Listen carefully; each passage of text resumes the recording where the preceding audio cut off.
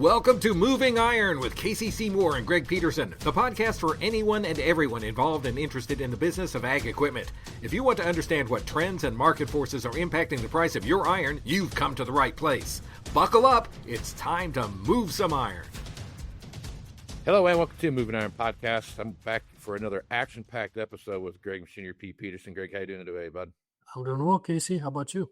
Doing good, man. Doing real good. We got little winter weather coming out. So I don't know what it's been like up your way, but we had some very nice days. We had 80 degrees yesterday, almost here in the Panhandle, Nebraska. We're going to get some snow tomorrow. So love spring this time of the year. You never know what you're going to get. Yeah, we're on the yo-yo up here in Minnesota, too, southeast Minnesota. As we're recording here, we're supposed to get, I think, 4 to 9 inches tomorrow. I'm supposed to fly out to speak in Indiana a couple days. So hopefully it will kind of peel off a little bit, enough so we can get out of Minneapolis. But yeah, it's same here. It was like 65, and then here comes the snow. So welcome to March, I guess. That's right. Never know what you're going to get. Just wait a day or two, and you're going to be a completely different subset of weather. So good times this time of year. Well, we are headed into probably one of the hay season. To me is always one of those ones I feel like always snuck up on me when I was in the dealership, right? You're so busy focused on planters and sprayers and getting tractors ready and those kind of things, and getting combines ready and those kind of things, that May rolls around, that first cutting of alfalfa rolls around, and it just seems like it got there way sooner than you thought it was going to get there. And so I always made it a point to sit down about this time of the year and really think about where we were inventory wise with round balers and windrowers and big squares and those kind of things, and start kind of picking through the inventory as to what needed to go someplace else, or looking at some adjustments to those kind of things. It feels like to me, as I'm looking at auction values, when I see things out on the marketplace right now, hay is kind of one of those things that's kind of had a pretty good consistent run over the last year or so. It feels like there's been some strong numbers there. As you look at that market, Greg, what are you seeing? Yeah, I would agree. It's been pretty strong, I'd say, the last 9 months or so. Of course, if you wind it back, we had good moisture in the spring, or too much, obviously, last year. But then as summer played out, what we were seeing on the auction market, you stay under that kind of that 50K markish, give or take. But I remember writing a little blog last fall.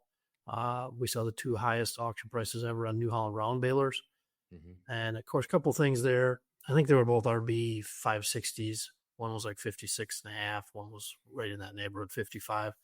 2 days in a row. I found interesting that I think one of them came out of Southern Virginia. So you're drifting a little bit south to see those high numbers come in. But of course, when, even here on a $50,000 item, people say, well, yeah, that's a record, but it's a newer cost. So I think that was a 23 model. And if you want to buy that new 25 model round baler or whatever, we all know how they've increased in price. So that keeps the demand strong on the really nice condition used ones. Yep. It's amazing what a round baler costs these days. When you go sit down and look at what a new one costs. I looked at one the other day, working with a guy the other day, and I looked at one, and I was just like, I had to make sure that I didn't have something like a special, like, salad special, something like that, clicked on it, because it was like $75,000 for a new baler. And I was completely shocked by that. Well, balers, pickups, tractors, eggs. I mean, it's anything and everything. I remember it's kind of interesting when you go back and look at the raw auction data, I go back 35 years. So once in a while we'll do that. We'll go say, well, what was the highest auction price on whatever. Grain carts were one I know that I did recently. I was standing at an auction. It was like December 3rd. It was in Dexter, Minnesota, real close to me here. Hamilton Auction Group. Andrew Hamilton had a nice little farm retirement sale. And it was a very strong sale. It was all pre-def tractors and combines. So, even though times are tight, things sold well. But I came away, writing about the grain cart, which I think it was a 23 model Brent. It's like a 2596 and one of those big honkers. I stood there and filmed it for our YouTube channel, and it went for $170K. I'm driving half hour back to Rochester going, dang, $170K grain cart? So I went and looked 20 years ago, 2004, the highest auction price all year on that grain cart was $36,000. And then if you went 10 more years to 2014, it had doubled to, I think, $72,000. And then 10 more years to 2024, and you jump to 170. So now I'm saying, I'm getting old, but it's like in 20 years, are we going to be, probably won't be standing at an auction, we'll be online. Yeah. But is one going to sell at auction for $340,000? I mean, I don't know. I hope I'm around to find out. Yeah. Your hologram will be at the auction. Yeah. Standing there with your hands That's in your a good pocket. idea. A hologram. We should have a Machinery Pete hologram. We can send them to auctions all over the universe. Yeah. Yeah. And if you disagree with Machinery Pete, you can go up and take a swing at me in my hologram. I'll just duck it. I won't even feel it. You won't see it coming. That's right. Yeah, you watch when I worked for the dealership, I always, through the years I worked there, I always tracked, kind of like the rules of 72, how often money doubles and all those kind of things. I used to always watch that on a series, and what I used to always find that you would see that between a series of machines, whatever that was, from the first build date to the last build date of that particular series, there was typically almost 50 to 60% increase, of course, across that time frame. And so in some cases, like for example, I remember that when the 9770 came out. So between the last 9770 and the last big jump 670, it was like $125,000 price increase between that time frame, right? Right. And a lot of that stuff also had to do with there's emission standards and those kind of things that came into play where there was a huge price increase in the middle of that. But if you go back and look at like, the 60 series to the 70 series, those percentages all stayed about the same, right? They never really changed much. And if you look at balers, are no different, right?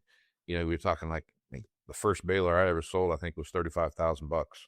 And here we are looking at a machine that was 20 years ago. So now we're what was the first baler that you sold, Casey? Do you remember? It was the time I was working for an AGCO dealer. It was a Challenger. I want to say it was a 565, if I remember right. Okay. 565 baler. 35K. That probably felt like a ton back then, I suppose. Huh? It was. I felt like I was taking advantage of somebody when I did that, but that feeling didn't last very long. Well, one interesting thing we talk equipment, always kind of interesting, big square baler or large square balers. So I always thought, forged choppers and large square balers were always, to me, like in terms of auction, the most exposed. You put one up, it'd be a really nice one, but your pool of buyers just wasn't as big. So it was always harder to tell when we get sale price reports coming in, like, okay, it brought X, but was this thing in really good condition? So I would try to call the auctioneer and say, hey, that whatever, those John Deere 100s or, I suppose like today, I just saw an L341 come through the other day. Mm-hmm. Really nice. And saw a red one here last weekend. But did you sell many of those out? Are you away in Nebraska, Kansas over the years? But, we just had kind of started doing that. The weird thing about big square balers is it's really defined. Your region's really defined by the bale size, right? And if it's 3x4, 4x4, whatever it is, those kind of things all matter. And the that particular model that we had, it wasn't kind of something aside. It was just the 3x4 bale wasn't the I can't remember if it was 4x4 or 3x4. I can't remember which one it was, but it was just a different size than this particular area offered, and it was just kind of off a little bit. But that was, right. That was the thing. That is interesting, isn't it, to look at geographies, 22-inch tires or 22-inch rows. Yeah. Get up into the Red River Valley, and then some guys looking at a piece of equipment out of Illinois going, what in the hell? Why do they have those tires on that thing? Well, you don't live you're not growing beets, Right. So, compiling the raw auction data, and you would, in your chair as a used equipment manager, you're sorting through all that stuff too and assigning values to different configurations. And certain areas things are hot, other areas they're just not. Yep. And that's we used to get a lot of we used to have a lot of tractors out here that were on that same deal and that's kind of that row spacing thing is kind of narrow, because out here we had 20, 22-inch and 30-inch rows. I mean, so it kind of depended on the program. And most of the 22-inch stuff has gone to 30.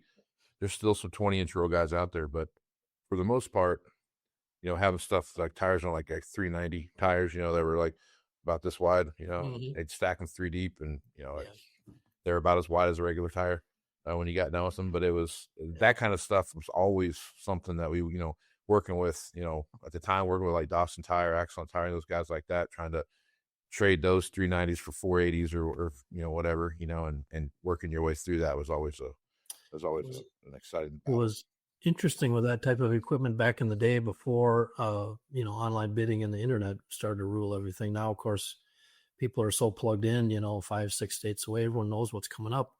And, it didn't used to be that way. So if you're having a sale out your way, Panhandle of Nebraska, how many people in Minnesota saw it? And you'd have these cross pockets sometimes, I Yep. always thought, or maybe like Red River Valley people would be interested in a certain other area, but you had to know about it.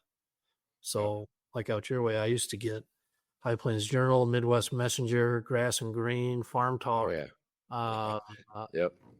I think 25 to 30 papers a week I used to get. But again, Yep. pre-internet days, I guess. Yep.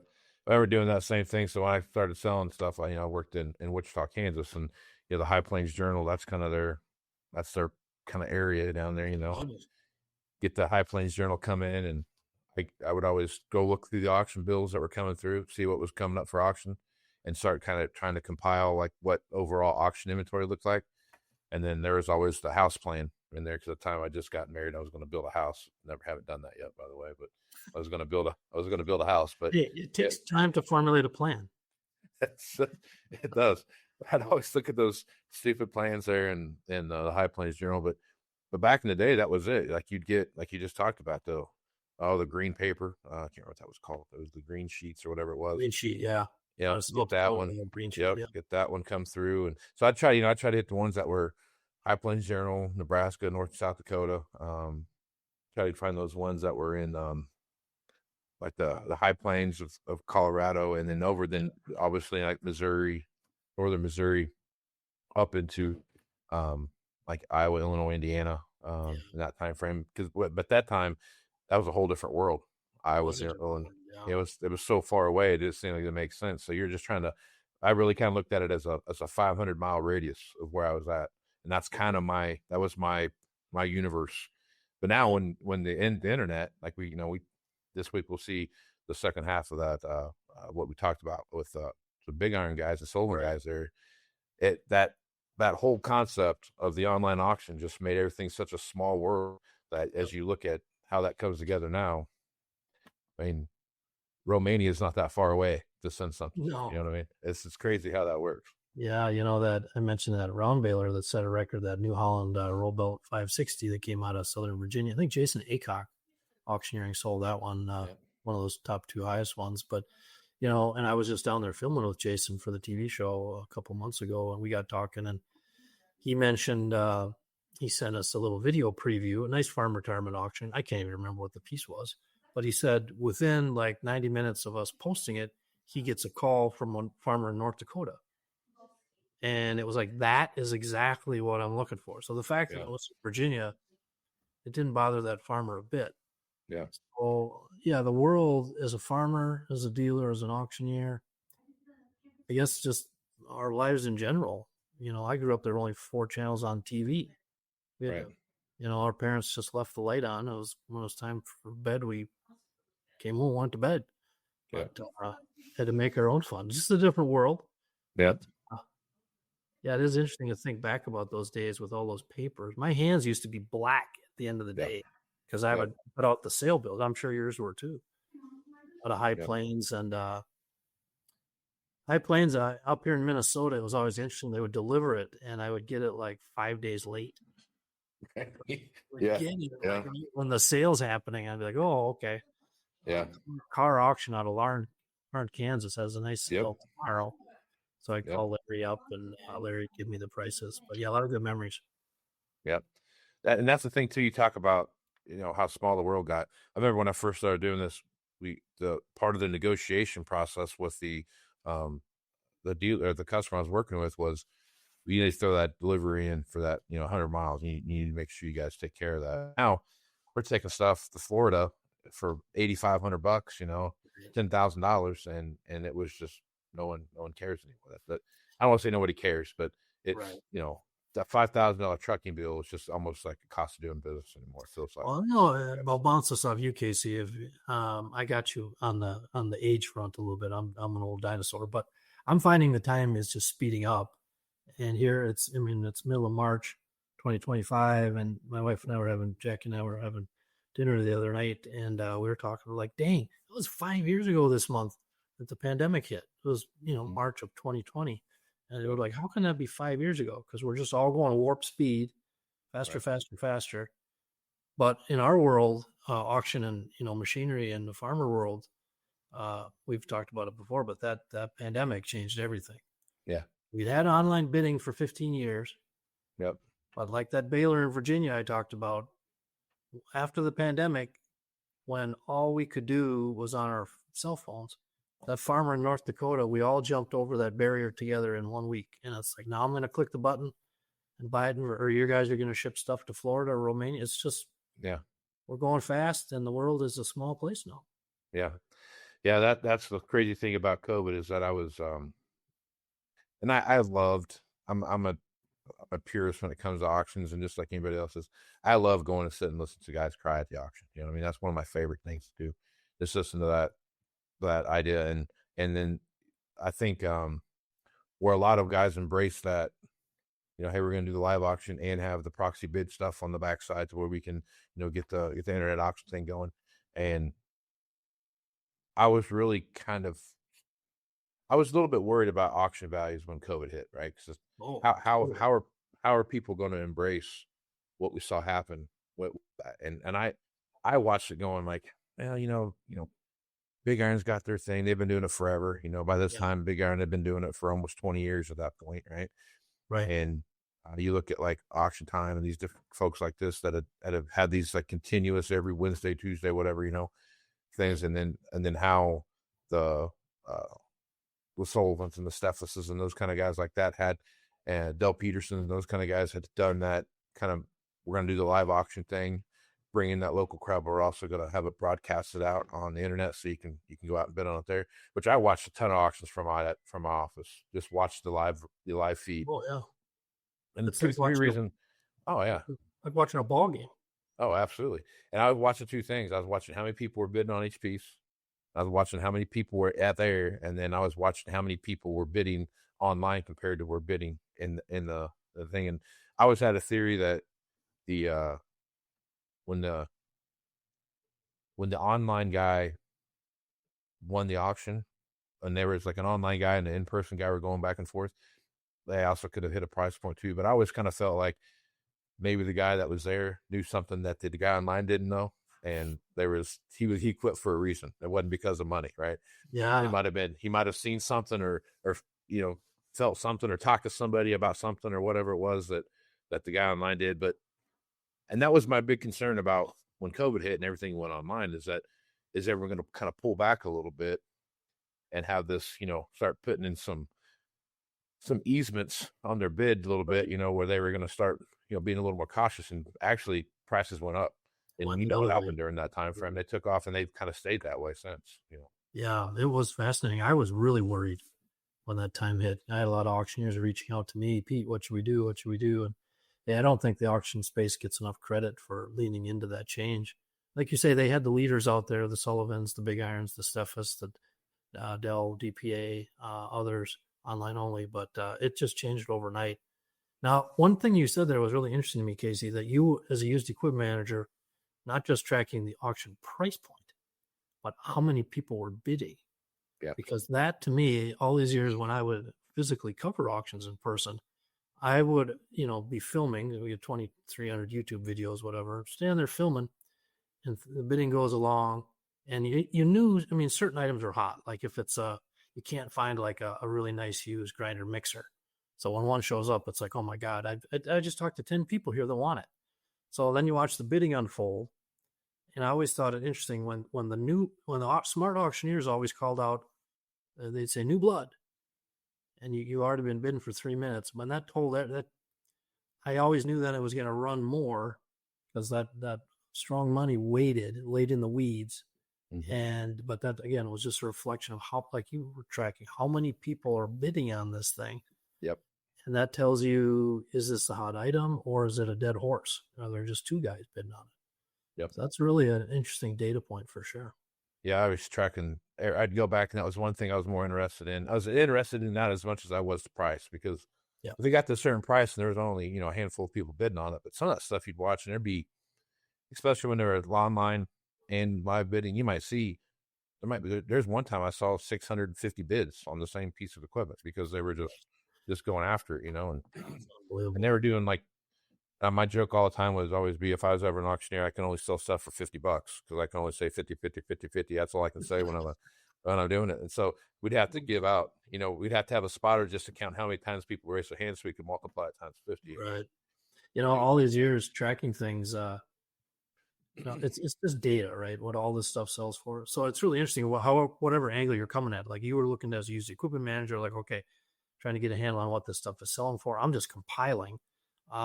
But I would watch, like I say, I would watch people bid, and information wasn't as readily available back then. People, they were subscribing to our info and our books and our early website, and they hopefully had an advantage. But if you know what an item, the going rate is, like let's say 100K, whatever it is, large square baler, tractor, combine, whatever, it's a 100K item. And whether you're there in person or online bidding, and it's like stuck at 82, or you can tell on those items that are in demand, and you're like, God, I'm bidding against 5 other people here. And I know it's $100,000 item.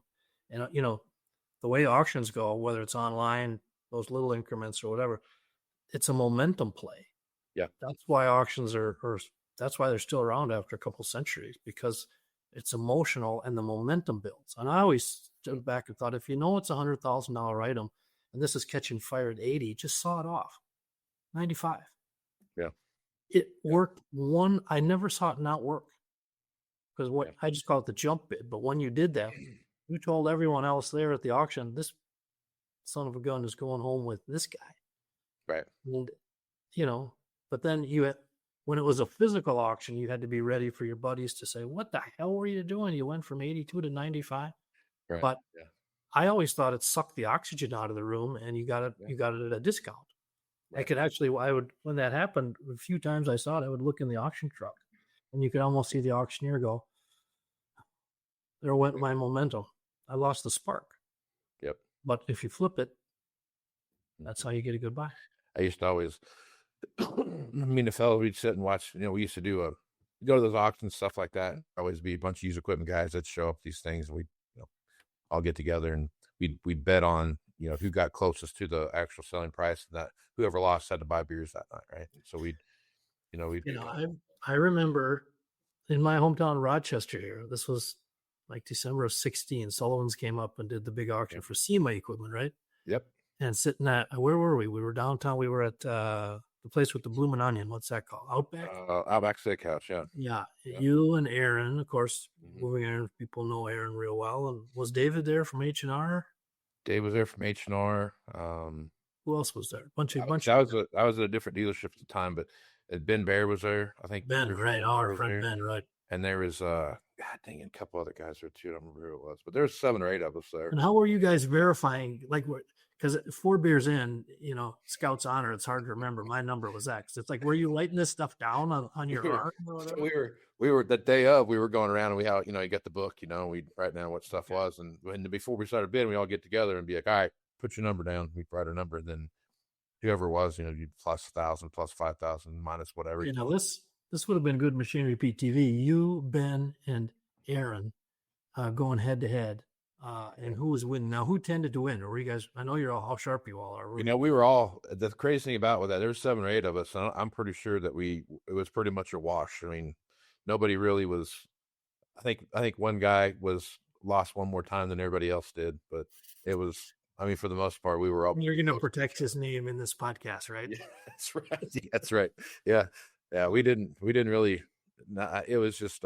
You'd watch stuff enough that you knew where the market was going, and we were all within $1,000 of the. Okay, all the years, I'll put you on the spot here. We're just spitballing here. That's the fun of this podcast. But Do you remember any particular items like blowing your socks off, like watching it at auction? Either way, high or low, or you just went, "Oh my god, that was like, I can't believe what that brought." Yeah, so there was a there was a I'm trying to remember where it was. It was a Sullivan sale we went to, and I don't remember who. Was it a farm auction or a dealer event? No, it was a dealer auction. It was in Iowa. I don't remember where it was. I can't remember the name of the dealership. But anyway, they had a grain cart there, and this grain cart was beat up. It was, I mean, you're gonna auger grapefruits at this thing. I mean, it was not. I mean, it was it was bad. And I'm sitting there watching this thing sell, and I'm thinking like this is like a $25,000 grain cart. Mhm. And I want to say it ended up selling for like 55 or $60,000. Yeah. And even the guys that were sitting there were like, What am I missing? Selling for that much. What am I missing? I'm going the same thing. I'm looking at the auger, and the flighting's all sharp, and it's, it needs new flighting, right? And you're going through the whole deal, and needs auger, and the inside of the auger bin is or inside of the grain cart bin's all, it's bad. You got real bad. I mean, I want to say one of the tires were even flat when they were selling it. It was just bad. No. And it was, it was red color, and it had been outside forever, so it was like a faded, nasty red color, and I just watched this thing sell. And so what happened was somebody had bought it in like, South America or someplace like that. Oh. So they were just looking at it from the perspective of, I can get it here cheap and I can fix it. I don't have to worry about that. Sure. There's one thing that I learned on all my travels international is how cheap labor is. Because there would be a guy that would, I was in Ukraine once, and we were walking through this guy's shop, and there was a 9650 maybe that was sitting on blocks, and it was all the way down to the frame. Everything was off of it. The cab was off of it was just the frame. Looked like it was starting down the factory line. And I'm like, what are you guys doing with this? He's like, every 3 years we rebuild our complete combine. We totally rebuild it. And I go, hey, how many? Because he goes, well, we'll put, we might put 6,000 hours on it in that time frame, because they just using one combine and these huge wheat fields. And I'm like, you can afford to take all the parts out and completely rebuild a combine? He's like, yeah, because he was telling me the money. Like, and so basically at the end of the day, the equivalent of this Ukrainian mechanic that was working on this stuff, he was getting paid about $200 a month to work on this combine. And I'm like, I go, well, I guess that makes sense, because in the United States, that would be more than the combine costing it if you were to run that. It reminds me of, did you ever watch the movie Napoleon Dynamite? Oh, yeah. Yeah. Okay. So the scene where Napoleon he's in the chicken coop, and the farmer pays him, works all morning, comes out to his lunch with the eggs, and he goes, sorry, you don't mind me paying. Don't mind the change. Napoleon takes his stash home, and he goes, that's like 6 cents an hour. So, no, but it's amazing. You mentioned different parts of the world, the cost of labor. That reminds me. So Kevin Sykes, our friend out in New York, the guy in the auction market who buys all the crazy low-hour Deere tractors, other items too, Willow Run Farms. Yep. I'm sure your listeners have seen him out there on the internet. But Kevin had the tractor I wrote about years ago. So he's a young guy in New York. He saw the 4020s going up in value, hearing the guys in the coffee shop talk about them. And he's a smart guy. So he goes, I'm going to get ahead of this thing. He's in his 20s, but he goes, I'm going to buy the nicest 4455 I can find anywhere. And so the internet wasn't really cranking or wasn't going. So he, through a DTN system of a dealer, he found one that a doctor owned in Michigan that had 3 hours on it. I don't know if it was 92 or 94 model, but 3 hours. The doctor bought it. He's got 2 kids. He's a doc. I just didn't use it. Kevin finds it through his dealer and buys it for $58,000, which, in the 96, that was a lot of money. Then he was a young guy.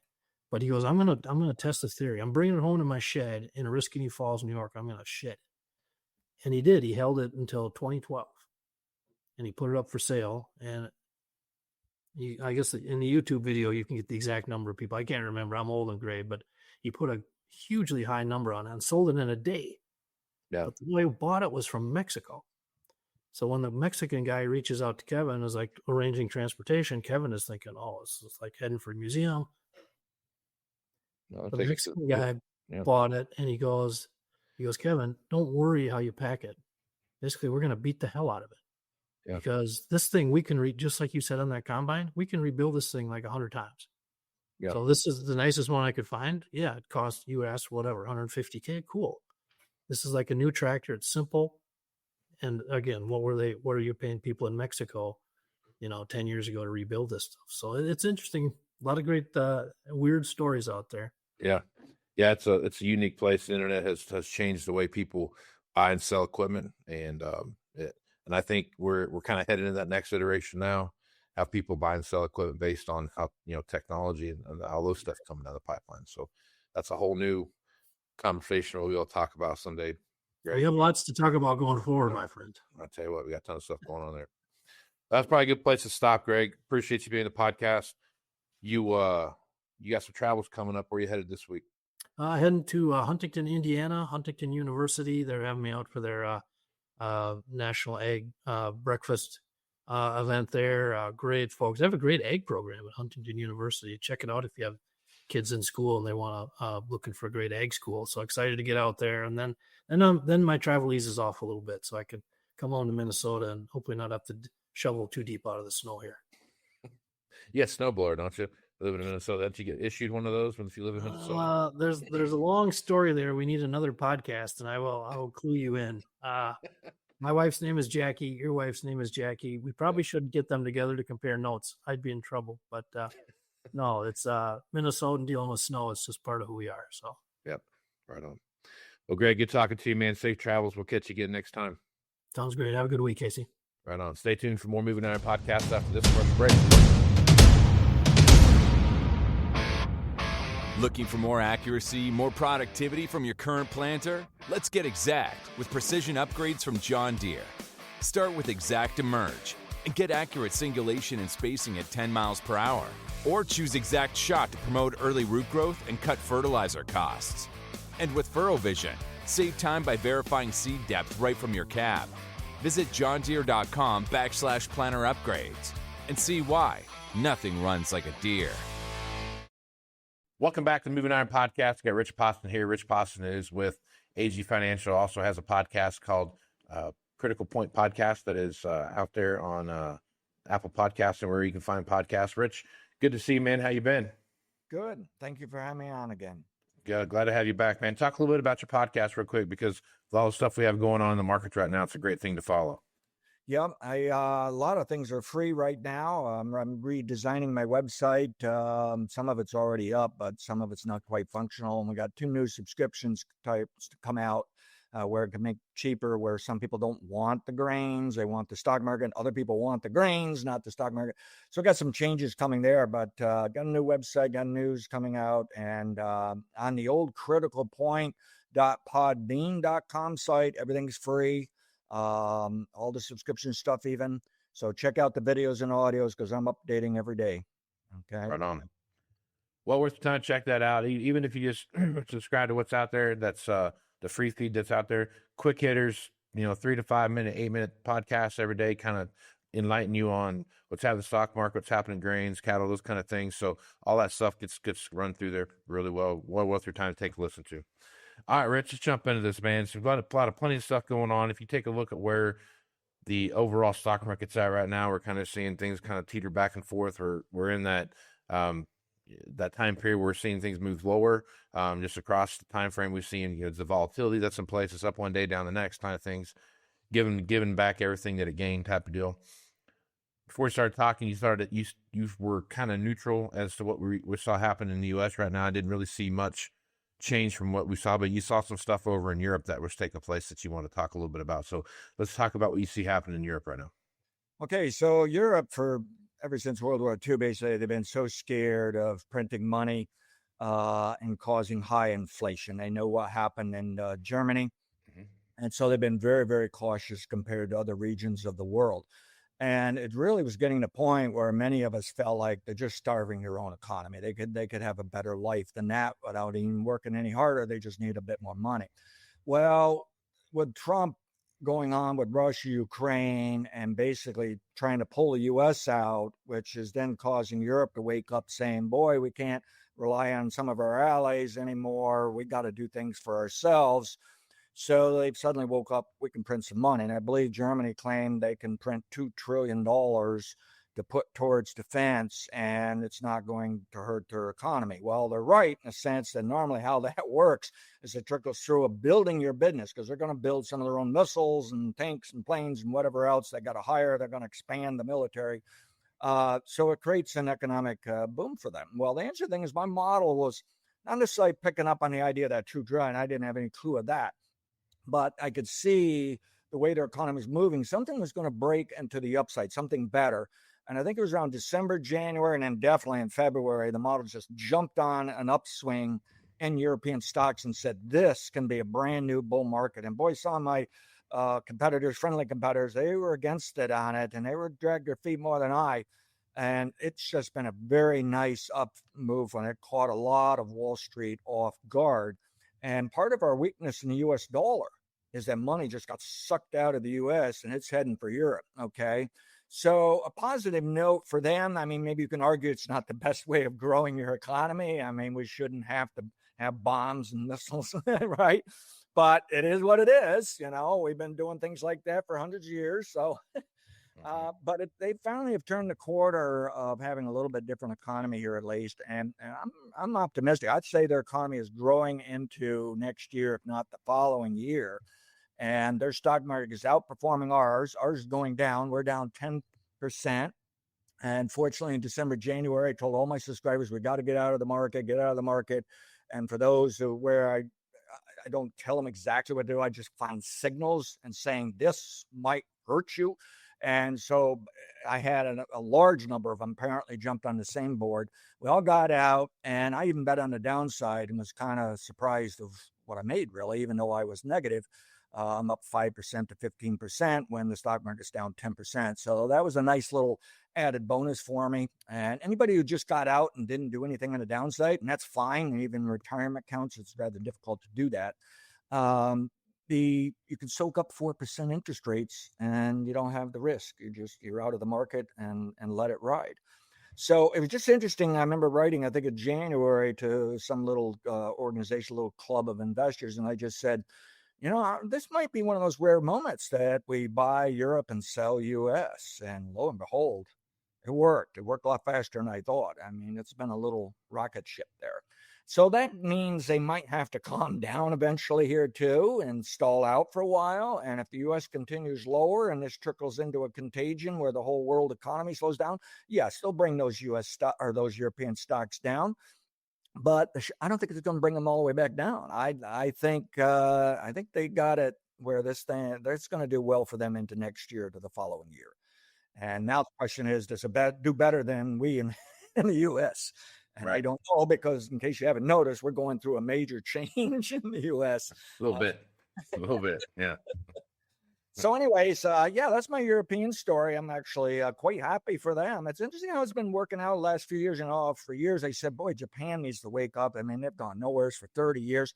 And the economy was doing well enough. Their people was happy, but their stock market went nowheres and there wasn't anything exciting. And now they broke through too as well. If anything, they have to be a little nervous over inflation if their economy's moving faster than what they're used to. But it's so nice to see them pick up trade around the world and be back online, you know. And then to see Europe next, you can just see this money is flowing around the world where it's seeking new opportunities here. And that brings us to China, that they just put out another stimulus package, and people are getting optimistic on China. I can't be that big of a bull on China in the sense, where do I make the most money? Because basically China makes sure they take care of their people. Where in the U.S., our stock market is not about taking care of anybody. Okay, the business takes care of itself, and it takes care of the investors and everybody else. You're on your own.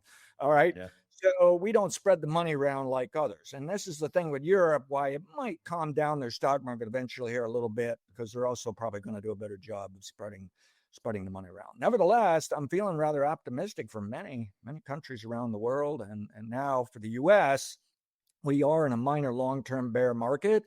And as far back as June of last year, I said sometime in 2025, we need a -7, a -11%, maybe -13% move. We're down 10% now. And of course, all my subscribers saying, well, should we buy? Hey, it met what you said practically a year ago. Well, no, I'm not seeing the right ingredients here. And I got a feeling this market's got a ways to go lower. And I'm even coming up with a chance for a miniature 1987 crash. In fact, I shouldn't call it miniature because in 1987 it was down 36%. I remember that very well. I was writing a chart on the wall in our farm office, and we were unloading hay or something, and it was like, when did that occur? In October. At any rate, I think it was starting to snow or something. But I'm writing this chart, and I had to put the chart literally up at the ceiling and extend it down to the floor to keep up with the market as much as it dropped. My chart really wasn't scaled for that kind of thing.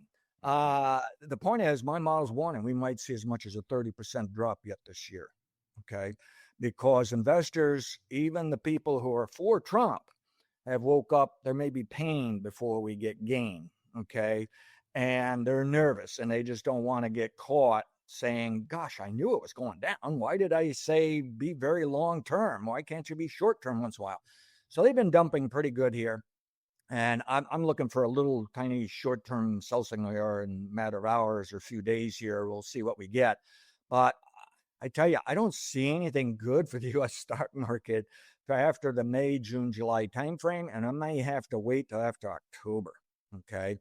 And I've got some economic indicators that they don't look good, and they're not going to bottom early next year, but the stock market normally starts up ahead of those indicators. So I'm not saying that the stock market would do the same thing. It's just those type of indicators. We have other indicators that have actually had a problem for a little while.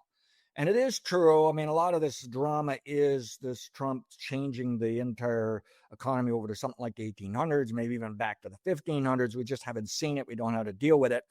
And, but really, we would have seen a business slump even without Trump anyways. We would have seen the stock market off 7-10% anyways. Now, the debate I have is I'm nervous that Trump's changing so many things. It's got to be more than -7 or -10% down. So I'm gonna be careful how I buy this.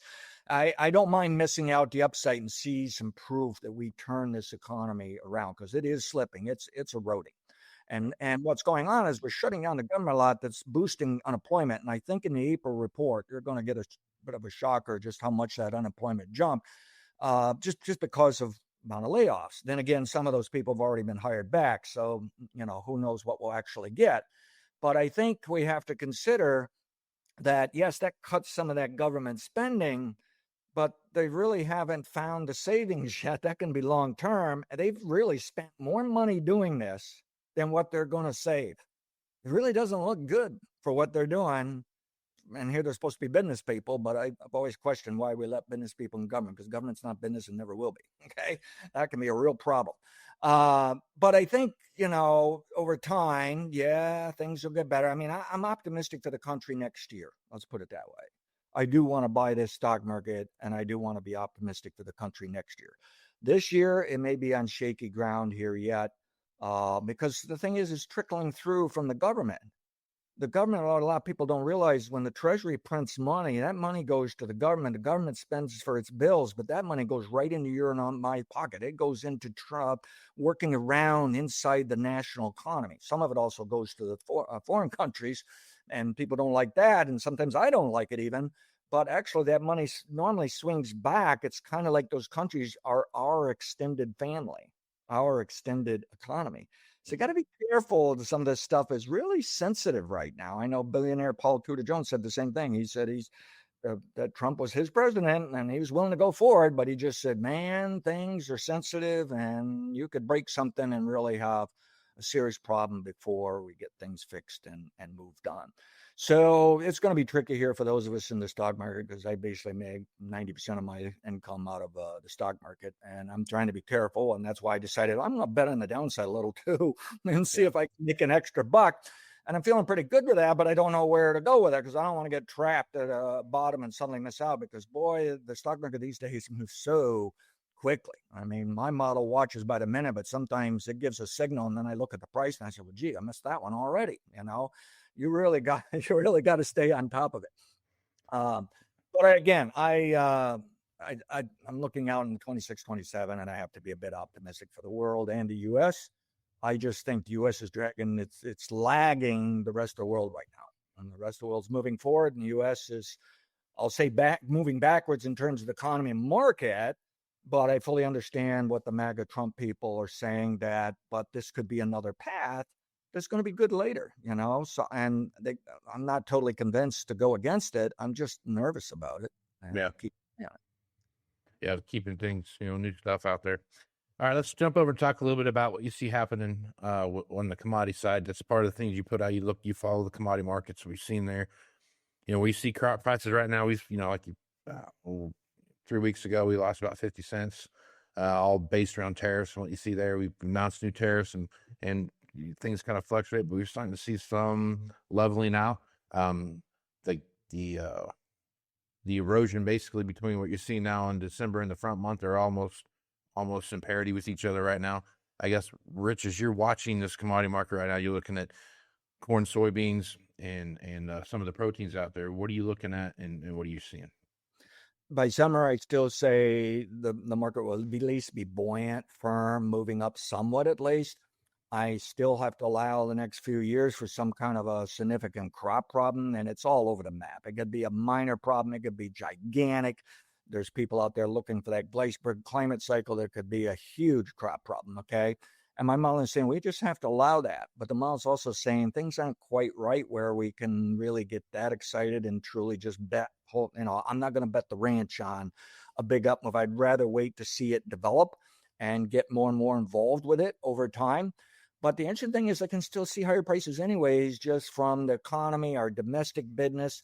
But we do have to be cautious here with the tariffs because a year ago, even back with Trump 1.0 back in 2016 to 2020, a lot of us thought, okay, tariffs are going to help make things more expensive. And it did back then. But I've since learned for commodities, the tariffs may make it more expensive to you and I in the store. And there may be some businesses along the way that make a little too much money off of that. But it works for them. But it doesn't really have to push the commodities themselves up by a large amount. And the timing of when that hits in terms of the overall business cycle, what occurs during a decade. And I study things of what occurs for a decade, during a year, and so forth. And then I like to build it into multiple decades. And you can just see the timing might be something where some of these, especially the Wall Street people, have been trying to bet that commodities will go up as well. And I can see I think they're waking up. I think we've lost some of the demand lately. It really doesn't have to turn out to be so. All right. So that's a tricky one because it might actually hurt our economy first. Then later, as we rebuild the economy, if you still have those tariffs and maybe somehow that relates to higher grains, but at the same time, Trump was talking about maybe not worrying about exports, that we learned to just use all of our own production. Well, that doesn't add on my calculator, okay? And I don't think that's a good idea, okay? You'd have to cut back quite a bit of production to help balance and use that domestically so that you get a decent price for the farmer to keep it moving. So there's a lot of moving parts here. And now the next 3 years that for some generations they've never seen before. And so they're going to have problems analyzing it. For some of us to study hundreds of years of data and stuff, then it's not such a surprise. We can see some historical occurrences, events, and kind of learn how to handle that. And then I'm old enough that I've traded anything, and I've traded 30 some different commodity markets and stock markets for 40 years here and learned the hard way on some things in the earlier years, so I can make it work. But I am concerned about younger generations. Do they really know how to deal with what's going to happen in stock and commodities, regardless if things go good or bad? You can just see there's so much going on right now, Yep. So I'm optimistic when I look out the summer. Right at the moment, we're on the downside in the grains recently here, and even on my corn chart that's up for free right now, I show an arrow that the last little drop in corn was related to Trump more than anything else, frankly. And then I got thinking the model wanted to say it's going to rebound, and I thought, maybe that Trump stuff, that kind of shocked the system, but it doesn't really change anything right today. And I thought, well, it seems like the corn market would then snap back, recognizing, hey, we got pretty good demand here. And, down in South America, their second crop corn might be a little too dry and stuff. And lo and behold, corn has come back some. But I got a feeling it's going to maybe flounder around, trade both ways here into quite a ways into April. and then we have to deal with the planting in May and have to watch the weather. So I'm telling myself the really nice up move, if it's coming, we may have to wait to June, July. But I would like to think it's going to start up slowly. We don't have to wait all the way to June to get some bullish move. And most of my people, they like to play the upside. So I help out where I can. Yep. But I don't see anything exciting of a big up move in grains here for another 30 days and maybe a bit longer. And but I do see a rebound by a summer here. And it'll just be a matter of how many fundamentals, how much news can we pile on top, how good can we make it. But I do think there's an underlying tone here to at least provide support and pick the price up. And since 1866 to date, if the corn market, especially the corn market, if it was up from October into May, June, July, or at least May, I should say, then if you got a crop problem, it was almost always a big up move. Whereas if you had weak prices early part of the year, even if you got a big crop problem, the prices didn't go up so well. And all that is just a sign of how good is the demand. And what is that S&D sheet? Well, the other thing, the market has already told us. I don't need to look at a USDA sheet, although I do. And in my opinion, we have the evidence in the USDA sheet. But basically, the market's been telling us all year long, I got enough demand where corn is worth more than it was back at harvest when we refilled that bin. And so what that means is if we can now bring a crop problem on, you're bringing it on top of a nice amount of demand. Whereas last year we had weak prices at the start of the year. And if we had got a crop problem, you would have been surprised or disappointed that it really didn't move up as much because the demand wasn't there going into the growing season. Yeah. Today we got the demand going into the growth season unless we lose our economy here. And right at the moment, I think we could back the economy off quite a bit more yet and back the stock market off. And I don't think the commodities are just going to fall out of bed. It's going to take something serious wrong with the economy to make commodities suddenly collapse or something like that. Unless China, of course, folds. And that one I don't know how to really quite forecast yet. At least they're printing the money and trying to help out. But at the same time, you could argue some of this money they printed, it didn't get much of a push. Yep. For something better, Yep, for sure. All right, Rich, that's a good place to stop. A lot of stuff going on, so folks need to really check out your podcast, what you have going on there. So, Rich, one more time where they can find your podcasts and all the stuff you have going on there. Yep, go to criticalpoint.podbean.com. And you'll find all the videos, audios, and I unlocked everything, and you can just start following through. And when I got those new subscriptions on, I think you'll agree with me. You're going to want to be on board and join us. I am on Twitter still. I'm also on Threads and Blue Sky. You can just punch my name in there as Rich Posson and probably find me. But the Twitter is @Rich_Posson, POSSON. Right on. Rich, appreciate you being on the podcast, and I'll catch you again next time. Okay, thank you very much. All right, stay tuned for more Moving Iron podcasts after this quick message. Well, there they are, mocking you. See you next year, loser.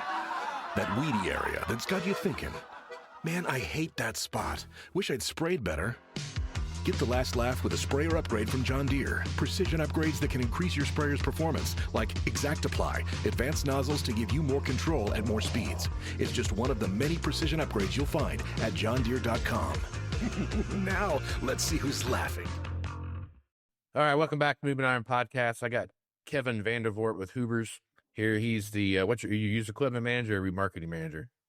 Used equipment manager. There's so many titles for the same thing that you got to ask that question before you actually introduce somebody. But Kevin is a used equipment manager at Hubers, and basically you guys cover what? New York, Pennsylvania, Maryland, New Jersey, parts of Virginia, Delaware, and yep.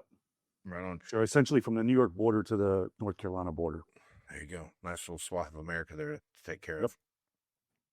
Look, Kevin, I wanted to have Kevin back on because that part of the world had an unprecedented 500-year drought type of thing that came through last summer that didn't get a lot of news coverage. That was, people didn't really know about it, but a lot of massive droughts there where, basically shut the entire ag side of the business down. And I wanted to get Kevin back on and talk a little bit about what that rebound looks like and where things are. But before we get too far down that path, Kevin, go ahead and introduce yourself and how long you've been with Hoover's and those kind of things. Sure. So, yep. Thank you, Casey. Thanks for the invite. It's always a pleasure. So yes, I am the used equipment manager.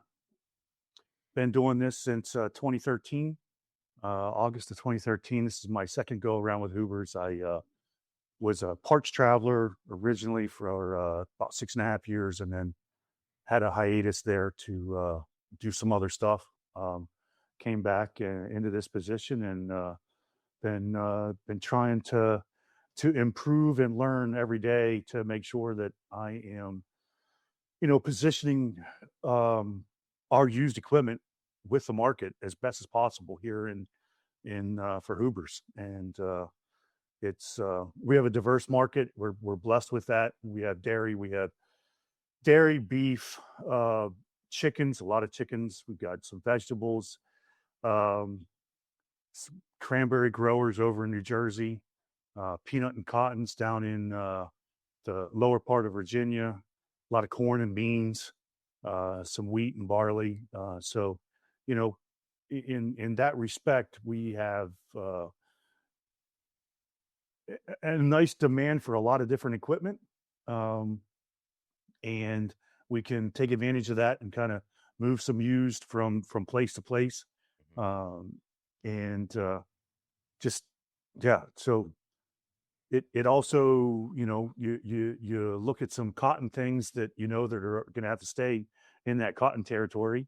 And you look at some poultry units that are, have a little bit of a limited demand, but then there's, the hay tools and the combine, the tractors that are going to be used everywhere. So it's interesting, day to day. You don't know what you're going to look at, but once in a while, I look at a tractor on steel wheels because we are in the heart of Amish and Mennonite country. Yeah. Yep. So yeah, a number of years ago, I was reviewing a BX, so a Kubota compact. It was on steel wheels. Yep. That was interesting. Yep. Yeah, there's some. So when I was back in Kansas working down there at the Deere dealer down there was a pocket of Amish in that area, and it was you'd have the open cab tractor with 8,000 or 9,000 hours on it because you can't drive a car, but you can drive a tractor to Home Depot and get the lumber you need, right? I mean, so it's a unique subset of equipment when you start looking at how all those things come together and play out. Yeah. Sure. Yep. So yeah, so you mentioned the drought. Yeah, definitely. It especially in our Delaware, Maryland, Lower Maryland, Delaware, and Virginia territories, it was really, really hard. A number of farms that they didn't have anything to harvest. Corn that got burnt right up. And then we got a little bit of rain early, like in late August, early September, and then it just went dry again. And we had probably the driest harvest that we've had in anybody can remember. It was, you just went out and you could shell whatever you wanted to, beans or corn, any day you wanted to, pretty much from the time you got up until you went to bed. It just was, you went. And so everybody did. And so we had harvest was finished early. So that really changed the way the end of the year went for us. We didn't have that, kind of the last 2 weeks of the year rush, because everybody was done. They had plenty of time to sit with the accountant, check out what was in the bin. And then too, the shops were not as busy because everybody had time to, look at everything. Yep. So yep, it's definitely been a different winter, softer, kind of reminds me of pre-COVID. You didn't carry, half a year's business into the next year. We're playing catch up to the budget. So it's back to that normal, if you will. quote unquote, right? Yes, yeah, quote unquote, exactly, right, Yeah. right. Yeah. Just with where the new prices are, we all wonder what is the new normal. Yeah. Yeah. And I talked about this a lot. I was looking at 2025, more like a 2017, late 2016, 2017, going into 2018 timeframe where things kind of start to mellow out a little bit and you start heading to that new normal, right? And then you start seeing things post up a little bit better where there's nothing's getting really like screaming eagle better type of scenario, but it's starting to firm up a little bit and you're starting to see some movement in certain areas, where things are starting to move around. One thing I've talked about here and Greg's talked about quite a bit on here is we've been watching the sprayer marketplace.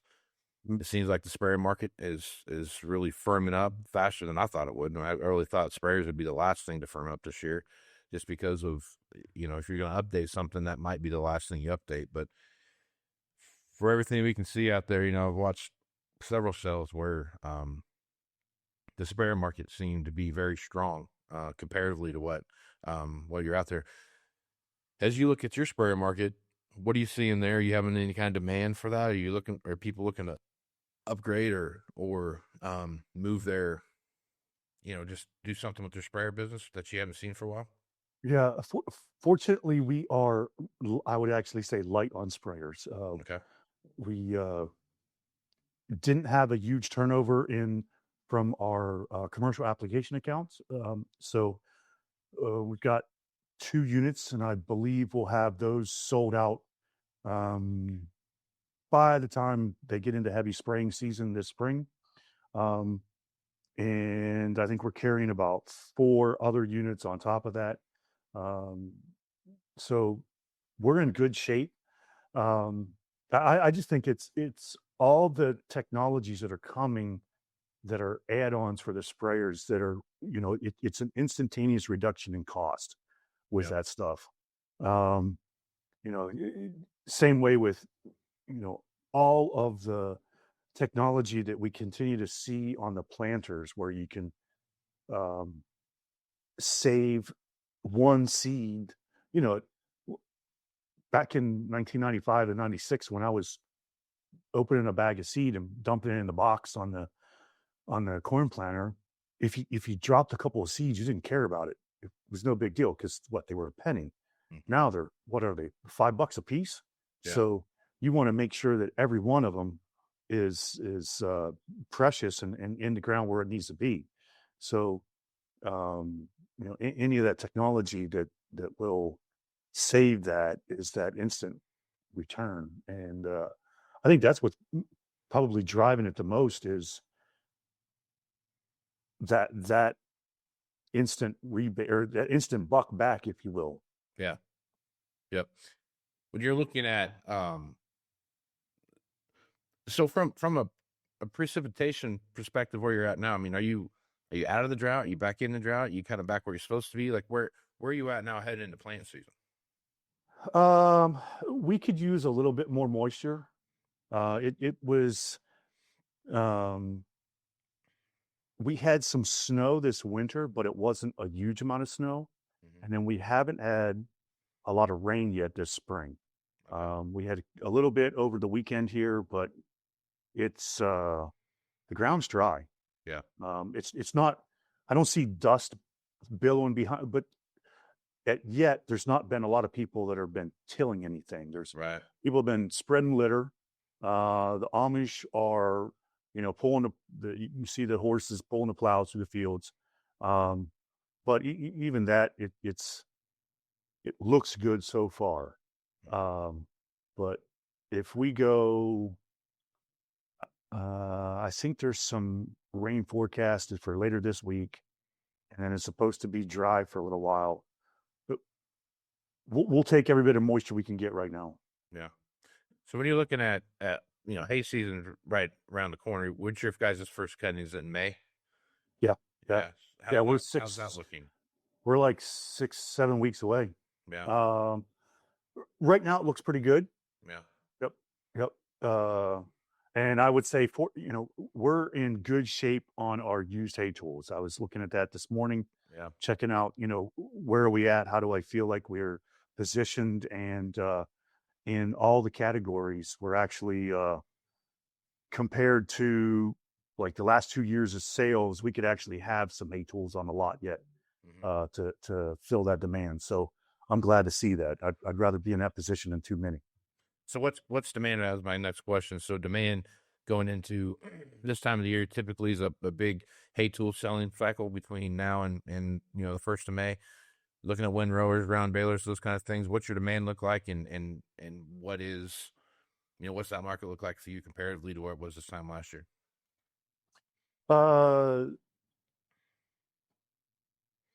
We're a little soft from compared to last year, but demand is good.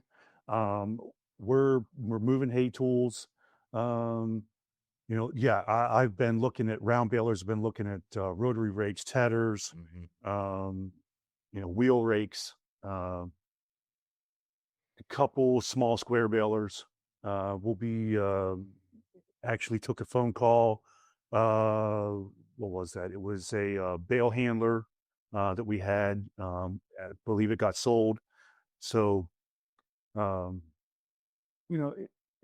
wouldn't say we're not any more demand than we were last year. Everything's greening up nicely, especially with the fact that we had, I would say, at least in Delaware, we had colder temperatures than we've had in a while without snow on the ground. So, it's progressing nicely. Yeah. So I think this is a theme that I've heard a lot this year, and I'm curious to hear what you are. But are you, all things considered, with the situation with droughts and those kind of things, are you pleasantly surprised where you're at, or are you meeting expectations, or do you feel like you're off of what you expected for the year? We were soft last year, and we are projecting that we're going to be soft again this year. Worse than last year, or about the same? About hopefully less than last year. Yeah. Well, yeah, knock on wood, right? Yeah, hope for that. So as you're looking at row crop tractors, that's another thing too, that as we're going through this scenario, I follow row crop tractors. As far as I'm concerned, that's the pulse of the equipment business, right? Because they're the last thing to really fall out of bed, and they're the first thing to pick back up when things come back around. It feels like there's some row crop tractor demand. We're starting to see that 325 to 400 horsepower tractor. Feels like there's some demand for their demand coming back together. As you look at your mix right now, Kevin, how do you feel your row crop tractor demand is right now? I would say it's off for us. Okay. Yeah. It's hard to come back from a drought, man. It's yeah. It takes so much to get out of a drought. I mean, just even if it starts raining again, it's just the mentality of getting back out of a drought. It takes a while. Yep. And that's definitely something that, especially in an area where, like out here in the Panhandle, we're 30 days from a drought at any time, right? I mean, we could get 8 inches of rain, and 30 days later, it looks like it's as dry can be based on soil, because of the way our soil is. But in areas where you're typically not used to having drought-like situations, and you're getting rain, it's the stigma that comes from the drought cycle. It's hard to overcome, and it takes a lot of trust, I guess, the best lack for a better term, of making sure that the crop you plant is going to come up and it's going to stay that way. Did you see a lot of Did you see a lot of movement on? Right, everybody's wanting to hold on to the dollar they got. Sure, yeah. Are you seeing movement on stuff like last year where, and I know you guys aren't in the chopper business, but looking at some of the choppers and stuff around, did you see an influx of choppers in the area start popping up because of that, or was it that bad that they couldn't even chop it? I'll be honest with you, because we don't sell them. I have to be honest. I don't pay as much attention to it. Yeah. I mean, there was,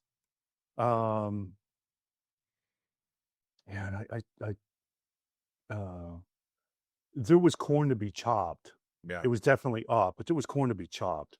Yeah. I haven't seen any like dry bunkers yet, as far as like the bunker silos. Right. and you know, a number of the bigger dairy farms, they're obviously they're going to chop first, Sure. and then once the bunkers are done, then they'll let it go and Right. they'll, shell it. Get some dry feed out of it. Yeah. That's the one thing too, is on the flip side of that, when you're looking at dry situations like this and what that does to your combine cells, how you sitting on combines right now? What's that look like for you?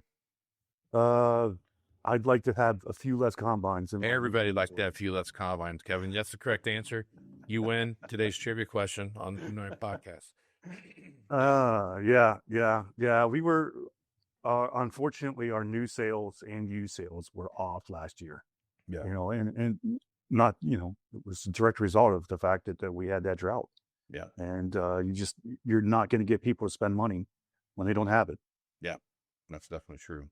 So I guess as you sit here and look where you're at today, looking out through the end of 25, this next growing cycle, going through order writing periods and those kind of things, as you anticipate what's going to happen, assuming the crop gets planted and assuming that everything comes back like it should, and you've got a more wet growing season than you had last year, kind of knock some of that drought down a little bit. As you look at this, do you feel like there's pent up demand with folks that they're going to come and start looking at maybe upgrading some stuff if there's an opportunity there? Or do you still feel like, I know you said you feel like this year's going to be soft, but do you feel like in the right situation there could be some demand, some pent up demand that could be that could come to the table? I'm hoping so, but I really feel like in our area it's going to be a situation of we're buying something because we have to, not because we want to. Yeah. More it's going to take like a catastrophic failure or something like that that's going to drive the sale more than, oh, okay, you know what, it's been a couple years, let's go ahead and make an upgrade. Yeah. Yeah. It's so dry out there that you evaporate the cabs off your tractors in the Viper. Yeah. Kevin, I appreciate you being on. If folks want to reach out to you and get more information about what you're doing at Hoover's, what's the best way to do that? Email me at Kevin or at kdvandervoort@hoover.com. That's kdvandervoort@hoover.com, or call me at 717-598-7463. Right on, man. Kevin, appreciate you being on, man. Love having you on. Good to see you again, man. We'll hopefully see you this fall at Moving Iron Summit. Sounds good. Thank you, Casey. Appreciate it. And we'll be back with more Moving Iron podcasts after this commercial break.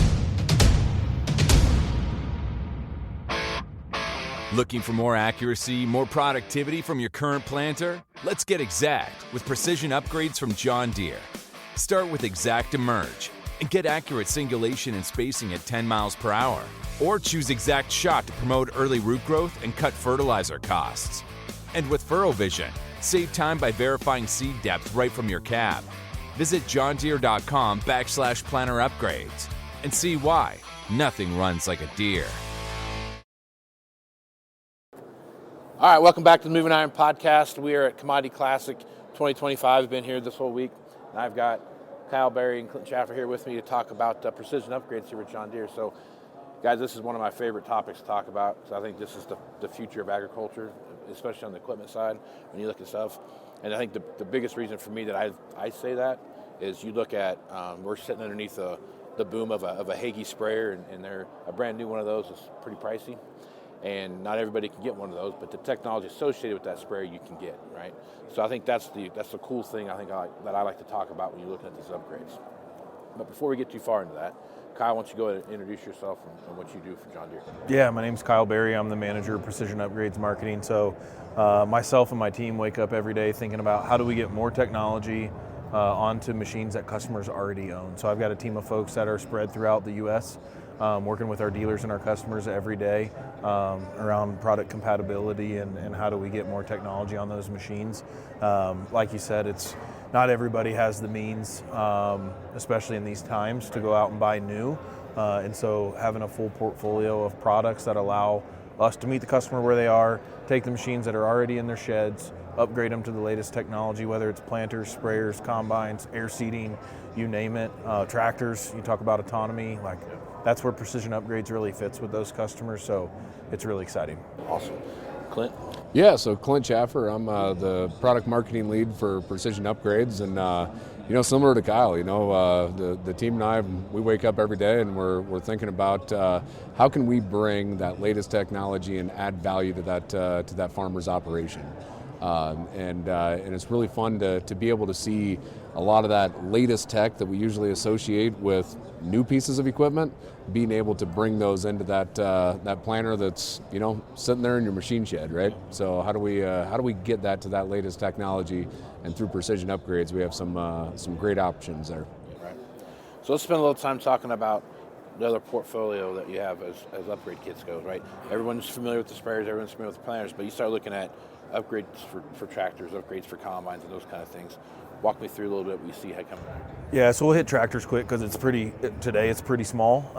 Tractor Implement Ethernet is one, and it's an enabling technology for some of the newer techs and implements like Clint mentioned SeedStar 5 when we were talking about planters. So FurrowVision, ExactShot, some of those technology, new planters are all on SeedStar 5. The amount of data that's coming from the planter into the cab was so much that we needed higher speeds and more data capabilities, and Implement Ethernet unlocks that for us. So we can put Implement Ethernet kits on tractors. You can get an integrated kit through Precision Upgrades, or our ISG friends have a universal kit. So maybe you don't have a John Deere tractor, but you have a John Deere planter. We got a universal kit for those customers. And then autonomy is going to be the big one that you're going to hear from us a lot in the coming months and years from tractor upgrades and also tillage. But then when we think about combines, Clint mentioned combine auto unload, so that's new as of Commodity Classic for model year 20 S700s and model year 21 and newer X9s. So that's kind of the compatibility range for that feature. But we also have adjustable auger spouts for model year 18 and newer S700s, and then we also have cross auger shutoff. So the adjustable auger spout's pretty self-explanatory. It gives you the ability to aim the spout from the cab of the machine. Cross auger shutoff, what that does is there's clutches on the cross auger drives, and it allows you when you trigger the unloading button off, rather than it just cut off immediately, it actually runs for a few extra seconds to clean out the grain that's in the unloading auger, so that you're not running around with all the weight in the unloading auger, but also when you go to fire it back up, there's not all the stress on the components of trying to turn that auger back on with all the grain in that. So those are two upgrades for S700s. You can bundle them together if you want, or you can get them a la carte from each other. But then I'll maybe let Clint talk about the X series. Yeah, the upgrades. other one that we have for the X9, we have remote separator grate covers.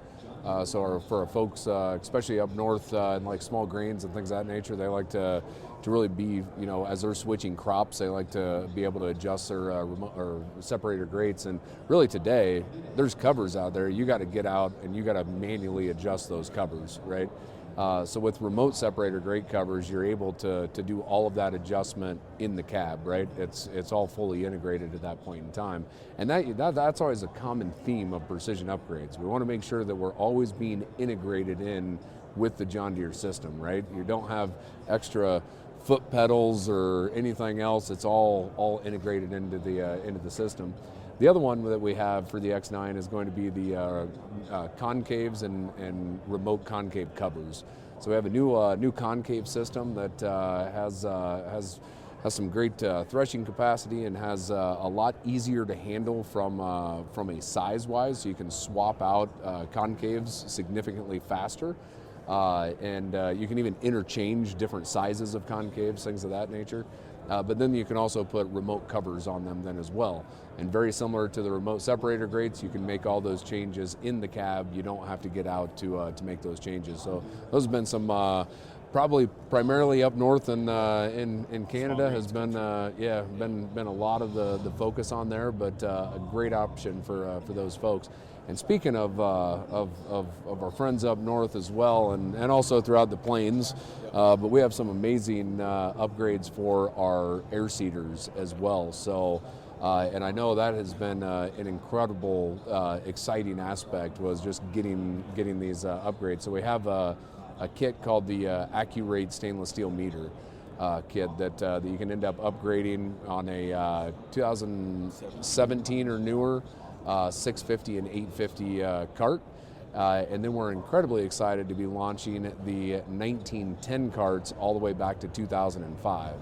And what this gets you, it's not just similar to like our Ultimate Planter upgrade, right? It's not just a stainless steel meter. Guys have been replacing those for a long time.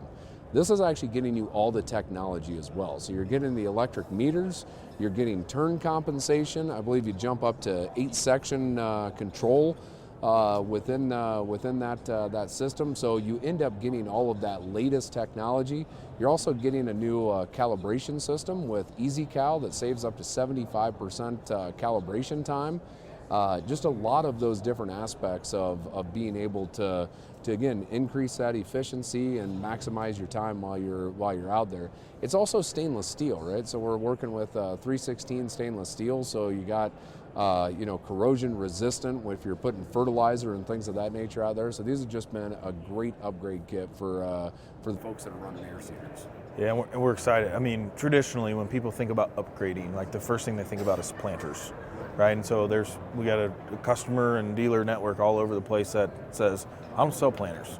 I don't have any planters anywhere close by me, but I have air seeding and I have all of the challenges that our small grains customers face every single day. And with some of the technology you just talked about, we're trying to bring upgrades for every production system out there. So whether you're a corn and soybean grower, whether you're a cotton grower, whether you're a small grains grower, we've got a very vast portfolio that's helping solve problems for customers all over the globe, honestly. We focus a lot on the U.S. and Canada, but they're applicable across the globe. And so, you mentioned the remote covers, whether it's concave covers or separator grate covers.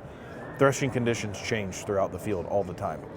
We know that the likelihood of you making a change if you have to get out of the cab is much lower. So if we can make it easier to make that change, you're probably going to make it.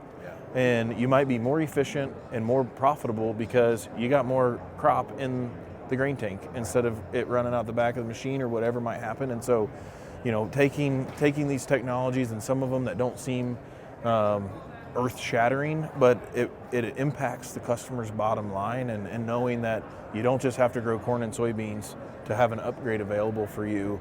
We're really excited about what the 1910 air carts, I mean, we're talking about going back to 2005, and that's what our planter portfolio goes back to as well.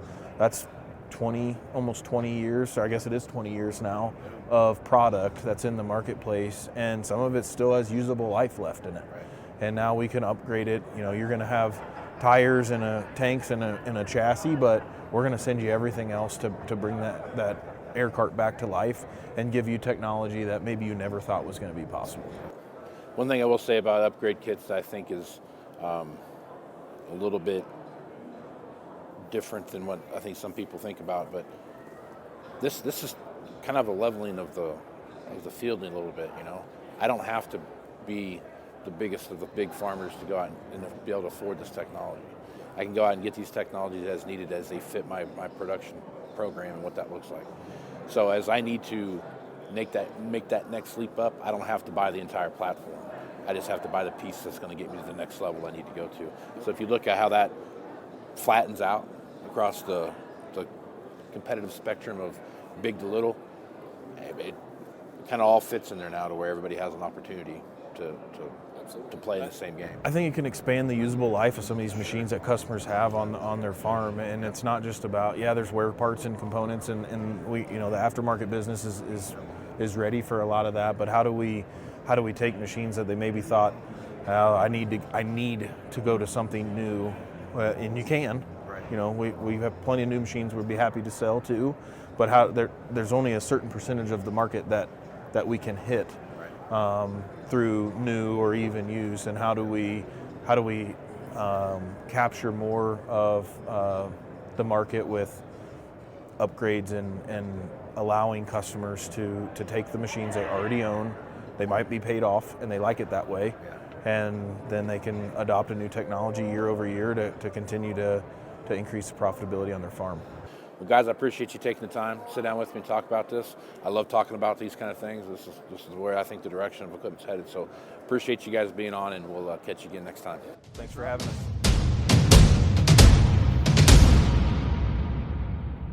Well, there they are, mocking you. See you next year, loser. That weedy area that's got you thinking, man, I hate that spot. Wish I'd sprayed better. Get the last laugh with a sprayer upgrade from John Deere. Precision upgrades that can increase your sprayer's performance, like ExactApply, advanced nozzles to give you more control at more speeds. It's just one of the many precision upgrades you'll find at johndeere.com. Now, let's see who's laughing. Hello, and welcome back to the Moving Iron Podcast. I am Greg Peterson and I are here at the Sullivan office site in Hamilton, Illinois. We're going to talk to the Big Iron folks about what they see coming. And we actually had a pretty good opportunity, Greg. You would be in the room with some I would consider the real bangers in the auction industry, guys that have been doing it for a long time. And you've covered the auction industry for a long time, so you're familiar with a lot of these folks. But I guess talk a little bit about what you see happening in the auction market right now. Well, early 25 year, it's interesting time, Casey. I mean, I think what we're seeing is kind of a split on the auction pricing based on a couple things. I mean, condition of the equipment, of course, is important, but, coming off a period when, there was such a shortage of good used equipment that, folks, we were seeing high prices all over the place. And in 2024, things began to pivot a little bit. So now you're seeing some splitting on auction pricing and a lot of factors involved. So as I come down here to Hamilton, Illinois with our friends at Sullivan Auctioneers at Big Iron, like you said, we had fun last night sitting talking with the guys. And this is a form of content that I always wanted to do, Casey. We have a kind of a room here in Sullivan's great facility, and we've got some great experience in the auction and the equipment industry here. We're going to have a fun conversation today. For sure. I would agree. Well, before we get started into that conversation, let's just go around the table real quick. Everybody introduce themselves. Tim, to start with you. Sure. Tim Meyer. I'm from Wayland, Iowa. Been in the auction business for over 30 years, and I enjoy the real estate end of it, the equipment end of it. I've definitely been involved in the transportation end of it and also the construction end. So not too many ends of the auction industry that I haven't done. Right on. Yeah.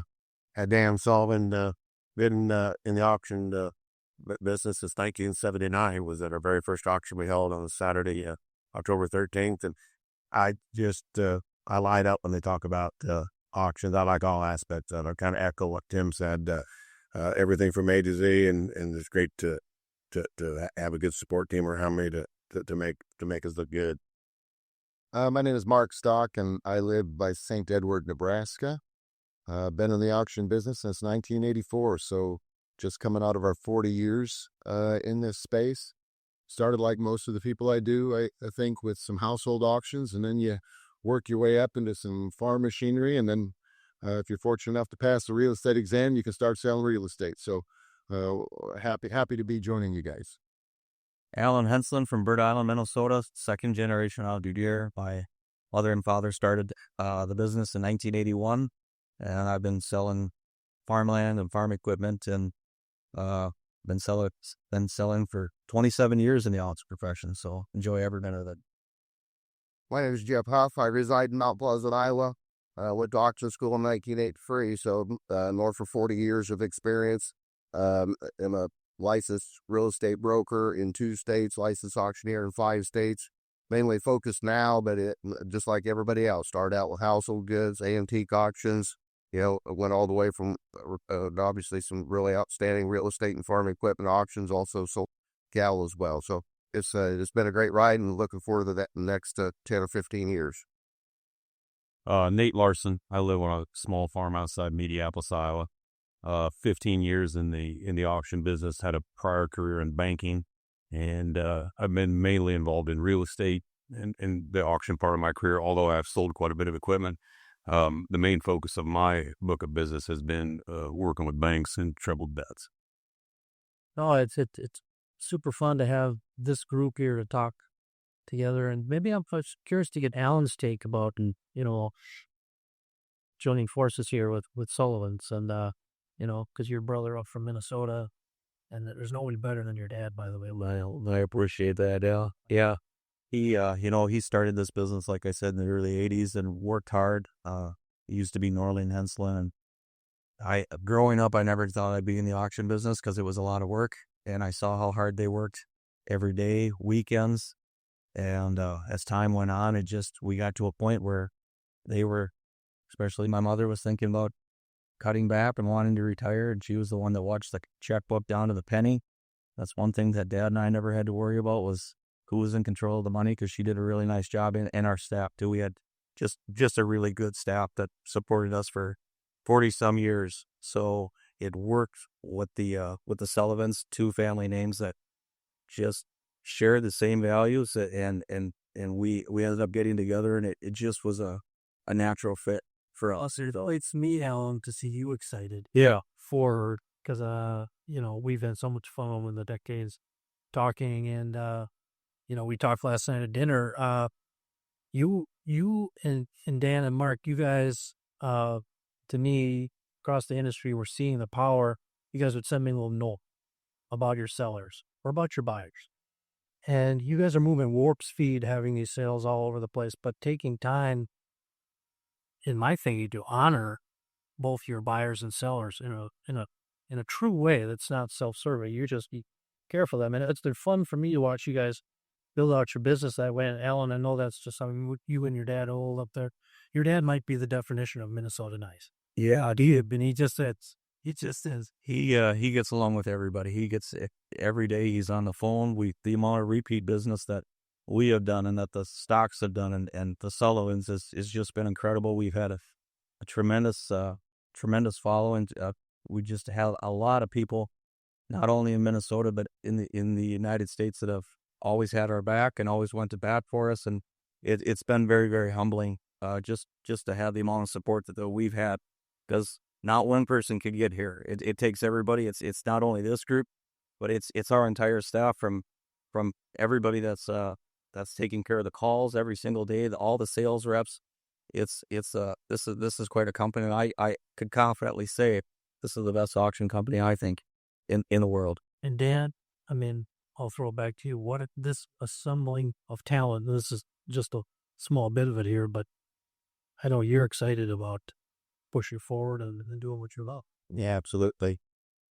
People say, when the change, coming on 3 years, when they acquired Sullivan Auctioneers, Mark and Ron, I don't know how many times early on, how do you like retirement? And I'm here every day. And I hope to do it forever. Yeah, that's I can. We just have a great family. I love it. I don't call it work. I really, really don't. I just can't believe how fortunate that I'm able to do something every single day that I just love to do. I remember early on my dad would say, Dan, you're doing too much. You're gonna get burnt out, and it's hard to get burnt out with something you love. So I plan on doing it and have this team around, like you said, Tim and Nate and Jim up and Alan and all of us.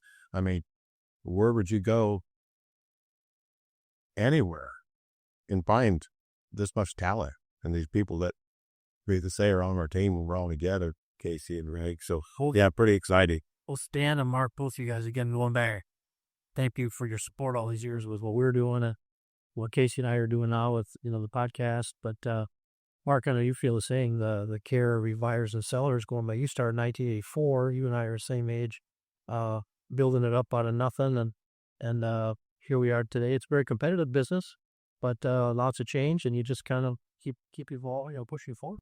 Well, I think one of the reasons why it works so well is we try to surround ourselves with people that are passionate about having a purpose. And the purpose is to help that seller have an excellent result, and then passing that seller's item, the torch, so to speak, to the bidder, the buyers. That way they also have that great feeling, and they know that they were treated fairly through the entire transaction. That is so important in any business, not just the auction business. If you don't take care of your customers, somebody else will. So we really focus on taking care of our customers, and the reps that we have that are not in this room today. We'd have to have a gymnasium just to put all the Sullivan reps and the Big Iron reps and the Henslin folks and everybody else that is involved here in this room. They will all have stories about they are getting Christmas cards now from people that they sold from 5, 6, 7, 10 years later. They are figured, they're counted on as members of the family when they do a retirement sale for some folks. And that's the emotional part of it that everybody that I know that's in this business loves to continue to do time and time again. Because it's still personal. It is personal. It's very personal. Farm machinery is extremely personal. A couple real important dates to a farmer. Number one is the day they get married. Number two is when the birth of their children. But number three is they work their whole life for their retirement. That's on their calendar in many cases. They want to retire. Some people go a little longer than maybe they should, but that is a very emotional day, their retirement day. And we like to memorialize that event, especially when you present them with a picture of their favorite item, because they'll tell you when they're walking around the place. You guys have all had those conversations. So, yeah, I bought this tractor. I remember this is the only one I ever bought brand new. You know, just in the voice and the tone that is going to be a tough one for them to watch drive down the driveway and leave the place. So we like to capture those images and have them stand there and put the sale price and give them a little picture at the end of the deal.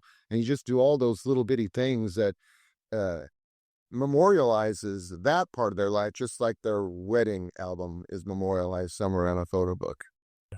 Casey, as having sat in the dealer chair, usually equivalent dealerships, curious to your take on that, the reality of the personalness. Okay. The equipment and your customer's connection to it. How did you see that from the dealer side? Everyone's tractor is the best one, right? I've never met about. Never kind of better tractor about the hardest. Everyone's got the best tractors. No, but I understand what it is too. I mean, that's kind of starting to fade a little bit. It's not like it was when I first started out, but this, how many tractors I looked at that would say this was my mom's tractor. Hey, this was grandpa's tractor. Hey, everybody had a tractor. Now you 10 tractors on the farm, and everybody had their own little tractor. And I think the thing about what you're talking about, memorialize those things, is it's that same thing. Like, how do you think my tractor's not an average tractor? It's my tractor, right? And you get that feel for it. And I think that's one thing at an auction that you see more than anything, is that you can see which one of those tractors was prepared, like he's talking about. And typically that machine does sell, especially when you put a camera in the guy's face to say, hey, explain to me why this is such a good tractor. He's gushing about how good it is, and the generations that have been on that tractor and those kind of things that come into that plays a big key to that. I think from my perspective as a dealer, when I was looking at stuff to sell or to buy, when there was a little video in there about, tell me about your tractor thing, that actually made it a little more easy for me to be more buy off on it, because you can see between the lines, like, he's telling a story about the tractor, but it might not be the best thing. He's not lying, but he's not nearly as, this is a good one. He's not really that fired up about it. I got put in for Casey. So this is our friend. I believe he's with you guys. No, Kurt. Yeah, Kurt. Yeah, there. Well, from Heritage Tractor. Oh, yeah. Miller. Yeah, Kurt Miller. So he was manager for Great Dealer Heritage Tractor there. And years ago, I was telling a story about trying to personalize equipment. Again, just paying attention to what Dan, or if we're doing it on the auction side, telling stories about sellers on the front end. And I've been saying for years, and I'm a son of a third generation dealer, and I know on the dealer side it gets very busy, there's high volume, but how can you personalize even those trade-in items that you get in? And Kurt was listening to my story, and he went back to Missouri, or I think it's from Kansas maybe, and he said, Pete, I think I got one for you. And the guy had a Gender 9570 STS he was trading in that he'd washed over the years with a toothbrush. Oh, boy. So, yeah, I said, Kurt, this is exactly what I'm talking about. Yeah. Now, he's a farmer. He's not a soapbox guy. He doesn't like to say how great my combine is. But I said, Kurt, just get the dude in front of the combine. Just talk to him a little bit with a cell phone. Kurt sent me that clip, and I put it out, and I was like, hey, folks, my friend Kurt with Heritage, look at this one. They just traded in, and it sold in a day for asking price.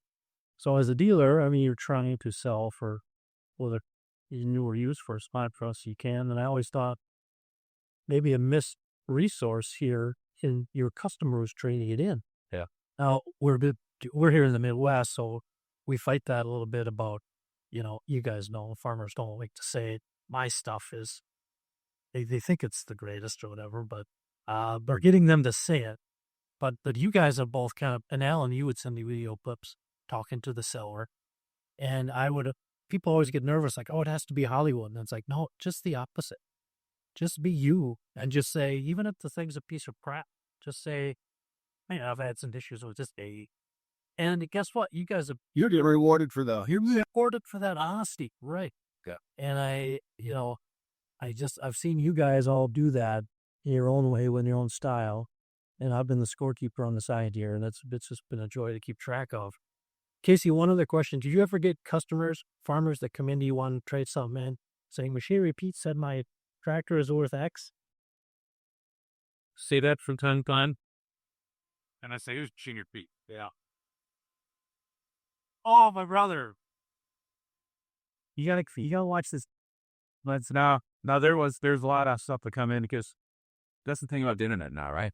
It's such a small world. Everybody can see this. You can watch 5 different auctions about the same time, be able to view all these things that are going on, and you can see those things. So the overarching component now, as you walk into any deal now with a customer, is that they understand what the market is. Whether they want to believe what the market is, that's another topic. But they understand. They see the numbers. They see the things that are coming through, and like what you guys are doing it's really giving that ease to access, right? Access information, right? I can go on your website. I used to do it all the time. Go on your website and look at the past sales and sort out the things I'm looking for and try to see what things are bringing and what the sell prices were, those kind of things, and trying to see where that bar needed to be at when you start looking at trade values and start working your way through that. So yeah, there was plenty of times guys came in and said, I've watched Machinery Pete TV, and he said it's worth this much. Oh, it's been so much fun. And Dan, we're sitting here, and I told you last night, I realized as I was driving down a 5-hour drive from Rochester down here to Hamilton, that it was 16 years ago last week was that auction you had March 6th of 2009 for Wayne Crooks. And of course, the internet with social media wasn't a thing yet. I hadn't started YouTube yet. But that Wayne, of course, had the 4440s, well, 3 of them, one with 47 hours on it. And I wrote a blog about it like a week out because you guys reached out. Now, when you get those crazy little hour abs, of course, the number one question is that real? And you guys filled in the blanks, and you just told me about Wayne. And so that was 16 years ago. That auction really changed the Machinery Pete business because I came down here. I've been sitting in my basement doing my thing for like 25 years, but I'd been out covering auction. But when I came down here for that Tractor, we got him out of the base. I knew like 3,000 people here, but everyone, they were all interested, they just wanted to be around. And when you pulled that truck in front of that 4440, I tell people that's the damnedest thing I've ever seen in 35 years. It was quiet and quiet. Because what's Dan going to sell this for? Of course, our friend John Kinzenbach bought it. Now, when I see him now, I tease him, he bought it for $58,000. What's that thing where it's not? But no, you guys, again, you've always honored your buyers and sellers. And I think been a credit to the auction industry that both you guys, and all you guys, you have done your thing over the years. And again, I just throw it back with this team you built, looking forward with technology. What makes you smile getting up out of bed every day? Mm-hmm. The business, like you said, and there's sales that auction you look back on and you remember, this particular auction. And going back to the Wayne Crooks deal, of course, the reason when you fill in the blanks, that gentleman, there was a time there where a vein of oil under one of his farms, and there was of course, he would get on and all this information available, but he didn't want to sell this place, his land. They said, well, we'll give you X number of dollars for it. We'll buy you a full line of equipment. And they did. And so he just put it in the shed and didn't use it. So, that sale, you can look back at South Fork, that large custom harvester sale that we had that set records, and you were at that sale as well. But I'm going to kind of turn it just a moment, Greg and Casey and everybody. You look at Machinery Pete. You got word machinery, moving iron, big iron. A big part of our company is land. Well, in this conversation, which is, we talk about it, but land is huge, and we have the very best people to sell land, and a lot of those folks, the people are behind the scenes, but we still do a virtual live auction set right there in its slide, and talking about the online and the machinery, and like Nate said, you couldn't get 100 and some thousand people in the stadium. We sell these land auctions, and I happened to be gone that day, and I was driving down the road, and my brother Jim was selling farm, and I was listening to it, watching it, and the person that bought it was in a combine harvesting corn. They sit there and bought it. It's so easy. And myself, I'm not a computer person. I'm probably the only person maybe left in existence that never sent an email in my life. I'm not. Never sent an email? I'm not the computer. So when they say, well, I can relate. Hey, listen, I don't have a computer.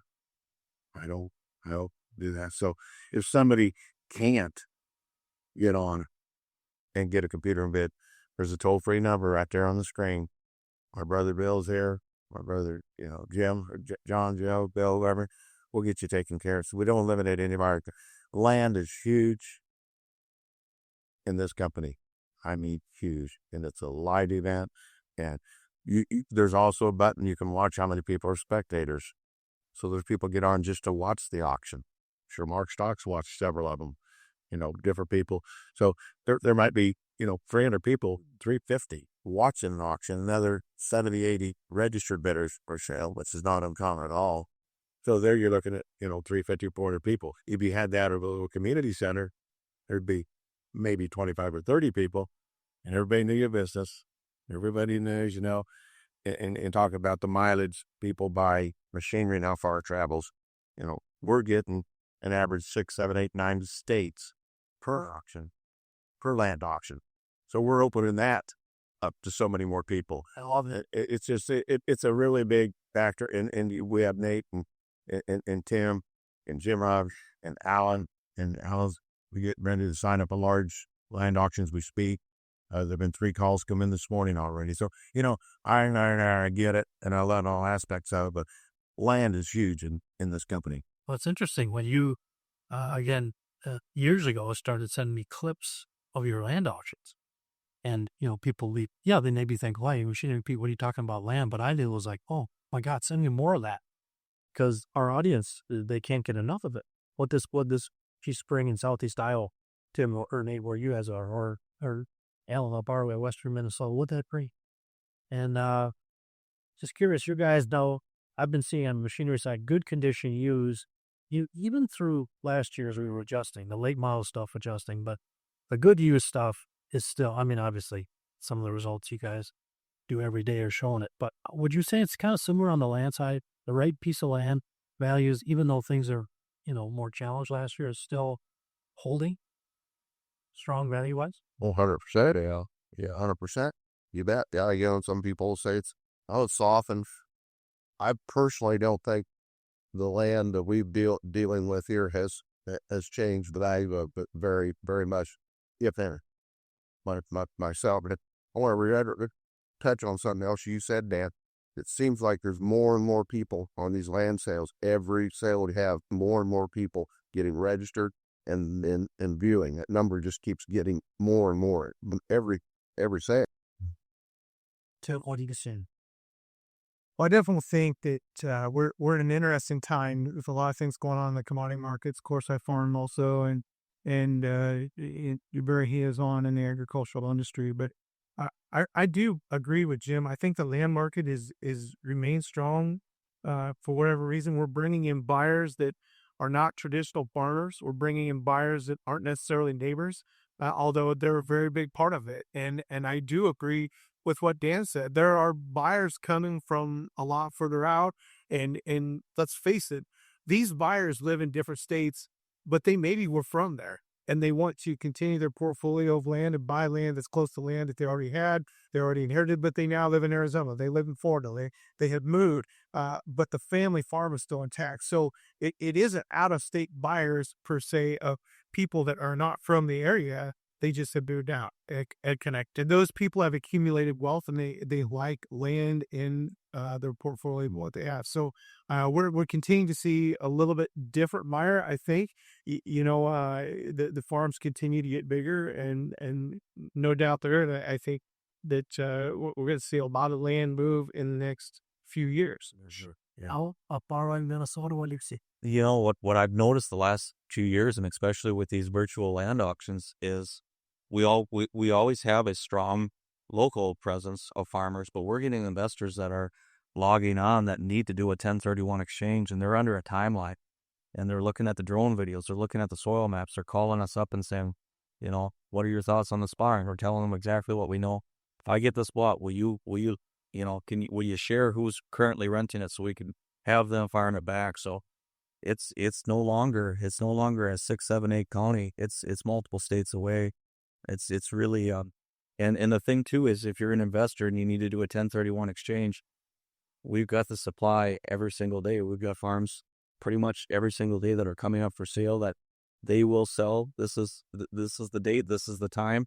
You're going to help determine the price. So it makes a lot of sense for the astute investor, for the farmers.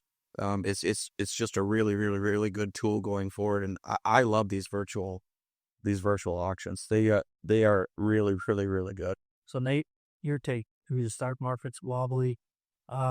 Is money shifting? Maybe. So the fundamental facts. So Jim, Tim, Alan, all I agree with them. I don't think the land market is suffering. I think, the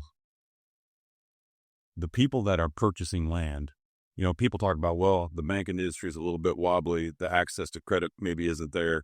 But, in Iowa, less than 25% of the farms carry a mortgage. Yeah. So strong balance sheet. So the people that are buying land, they have the cash. The little ups and downs in the commodity prices don't affect those people's desire or ability to buy. And then I think there's a new generation of investors that are looking at land a little differently. Used to be, looking at this 8 to 10 year deal. We could buy that thing, we could flip it 8 to 10 years. You have a group of people that are beginning to invest in land that are looking at land as a 50 to 100 year play. And so those people, they have money. They're not borrowing money to buy that land. So, the strong farmers, a different feel of investors that are beginning to compete for land, I think that supports the price for a long time. Well, guys, whether it's land or machinery, as I think back, I did the 35 and a half years now in compound prices. As I drill it down, I mean, the brutal honesty and truth of the auction data price point, whether it's land or machinery, what is this thing worth? Jim Huff is selling you today. Piece of land, tractor, whatever. Alan, Minnesota. Nate, Tim, Dan, Mark. Boom, what a break. And I found that interested that people need to know, like, they want to. And again, hats off to all you guys, all your decades of experience through the ups and downs of different times of farming, helping people sell, helping buyers find the land and equipment they need. You guys, it's been so much fun to work with you. And Casey, this has been really fun. I've wanted forever to have actually a long table like this. People in the industry were just talk long form. So yeah, it's been a ton of fun. Yeah. It's been a lot of fun, guys. I really appreciate you guys taking time. I know there's a lot of stuff going on here with everybody at this table. So I really appreciate you guys taking time and being a part of this. So any final thoughts you guys want to throw out before we close things down? Final thought, if you're thinking of an auction, land and or equipment, we always tell people, at no obligation, let us show you a bad offer. We don't get every one of them. We never have. There's always competition. There always will be competition, which is a good thing. But I feel with the team we have around us, and I would love to go into the team behind the scenes. I always like to do that, but they know who they are. I know whether it's Cody Oltz or our president, Jackie Glassman, or my brother, Bill Sullivan, who's here every morning and makes coffee at 6:30. You'll never really see him on TV. Bill makes the coffee here? Bill's here every morning and opens the doors and pass on that lead. And when there's a fire to be put out, he does it. And so, just this team here is just a small part of it. And we just would like have a chance at your art should be having it. Well, 700,000 bidders. That's folks. That's the reason we talk to those guys. So again, they'll treat you right, buyer and seller. All these years of experience. But again, guys, thanks for how you do it, and always with a smile. That's what I like hanging out with you guys. Do it the right way. Thanks for joining us. We'll see you again next week. And remember, Moving Iron is available on Farm Journal's YouTube channel and anywhere podcasts are found. So until next time, let's move some iron.